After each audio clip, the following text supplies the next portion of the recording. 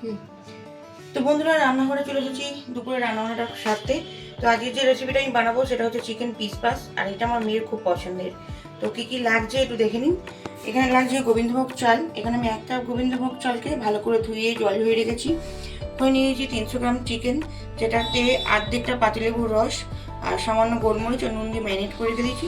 আর সবজির মধ্যে লাগছে আলু, ক্যাপসিকাম, বিনস আর একটু গাজর।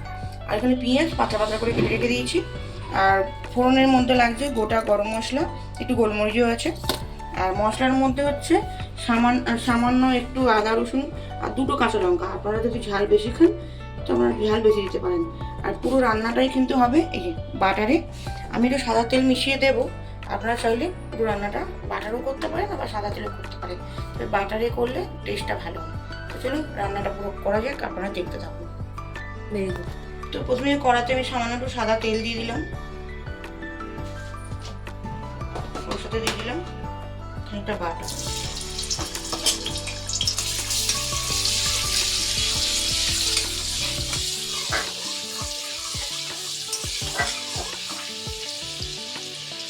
এবার দিয়ে দেবো গোটা গরম মশলাটা, তেজপাতাটা দিয়ে দিলাম।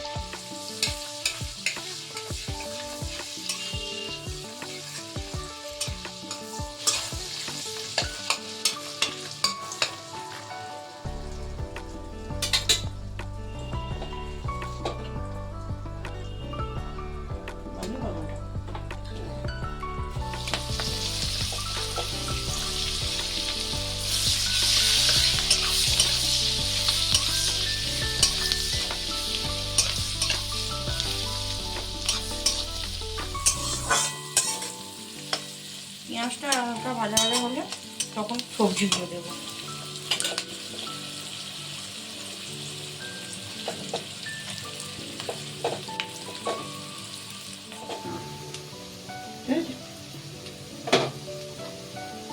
তো পেঁয়াজটা একটু হালকা লাল হতেই আমি এখানে সবজিগুলো সব দিয়ে দিলাম।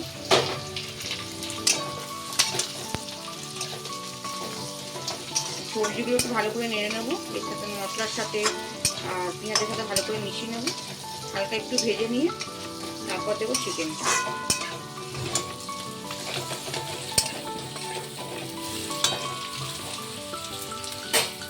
এবার দিয়ে দেবো ম্যারিনেট করা চিকেনটা।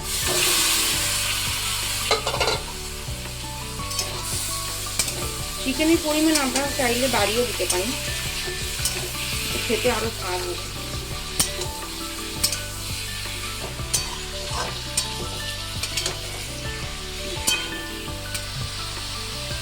আগে থেকে একটা ম্যারিনেট করে নুন দিয়েছিলাম, এখন একটু নুন দিলাম, নুনটা কিন্তু আমরা টেস্ট করে নেবেন। নুন বেশি হয়ে গেলে কিন্তু খাবারটা একদম নষ্ট হয়ে যাবে। ভালো করে মিশিয়ে নিয়ে এবার দিয়ে দেবো যে আদা রসুন আর কাঁচা লঙ্কা বাটাটা।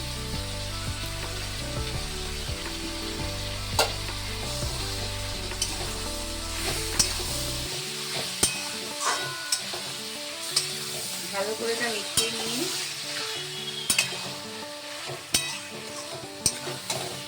চাপা দিয়ে দিলে রান্নাটা ভালো হবে। সব কিছু আনাজগুলো ভালোভাবে সেদ্ধ হবে। সব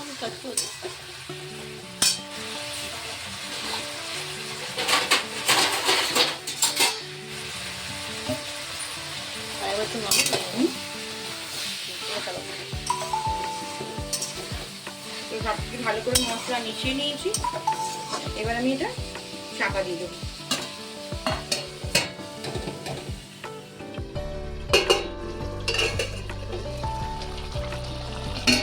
দেখুন চাপা দিতে কত জল বেরিয়েছে। এই টাইমে আমি দিয়ে দেবো চালটা, যে ধুয়ে রেখেছিলাম চালটা, কামিয়াতা চালটা, এই চালটা দিয়ে দেবো।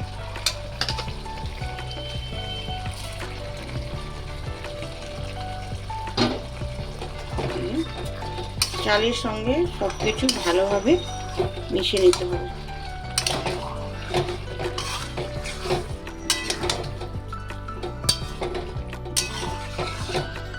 আর এখানে তো আমি নিয়েছি 1 কাপ চাল, মানে বড় যে কফি মগ হয় না, সেই কফি মগের 1 কাপ চাল।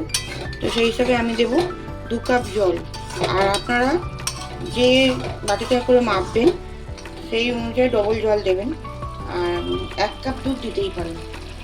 যেমন ধরুন আমার এখন 1 কাপ চাল, আমি 1 কাপ জল 1 কাপ দুধ দিতে পারি।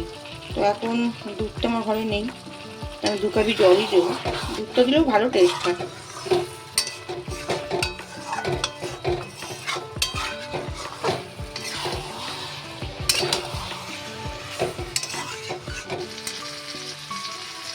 তো চালের সঙ্গে সব কিছু ভালো করে মিশিয়ে নিয়ে এবার দিয়ে দেবো গরম জল।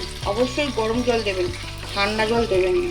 আর দুধ দিলেও 1 কাপ গরম দুধ দেবেন। হয়ে গেছে। এতে হলুদও যাবে না, লঙ্কা গুঁড়ো না, আর কোনো মশলা নাই। এই সময় একটু কিন্তু নুনটা চেক করে নেবেন। আগে চিকেনের নুন দিয়ে ম্যারিনেট করানো ছিল, আর ভাজার সময় আমি একটু নুন দিয়েছি, একটু চেক করে নিয়ে। আর এটা কিন্তু স্লো ফ্লেমে হতে দেবেন। আমার একটু নুনটা কম হয়েছে, আমি নুন দেবো। চাপা দিয়ে আর গ্যাসটা একদম স্লো করে দিলে ব্যাস হয়ে যাবে। জলটা যখন শুকিয়ে যাবে, একটু নাড়লে চাললে, জল শুকিয়ে গেলে একদম ঝরঝরে ভাত হয়ে যাবে।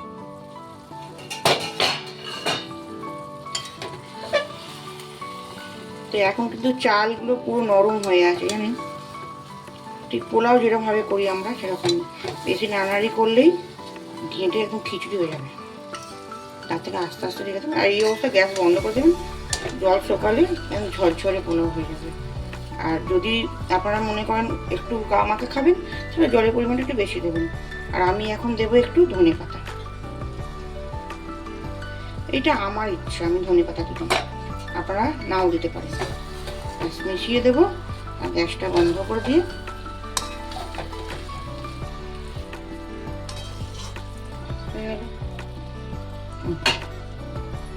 হয়ে গেল আমার চিকেন পিস পাস।